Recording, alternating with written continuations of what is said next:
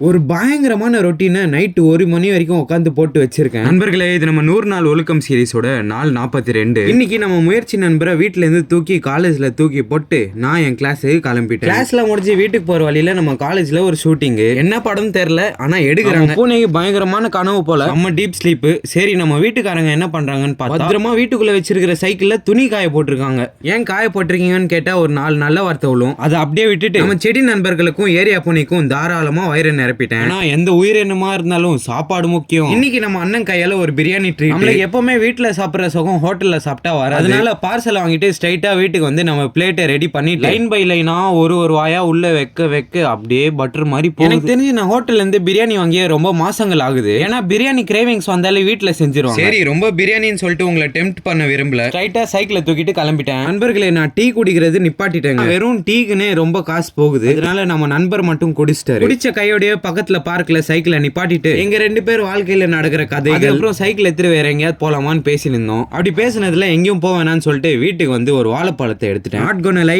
ஃப்ரூட்ஸ்னா லைட்டா அடிக்ட் ஆகுறேங்க. ஒரு பயங்கரமான ரொட்டீனை நைட்டு 1 மணி வரைக்கும் உட்காந்து போட்டு வச்சிருக்கேன். அடுத்த மண்டேல இருந்து இம்ப்ளிமெண்ட் பண்ண போறோம். அது எப்படிப்பட்ட ரொட்டீன்னு பாக்குறதுக்கு சப்ஸ்கிரைப் பண்ணி பெல் நோட்டிபிகேஷன் ஆன் பண்ணி வச்சுக்கோங்க. சரி நண்பர்களே, இன்ஷா அல்லாஹ் அடுத்த vlogல சந்திக்கலாம். Bye guys.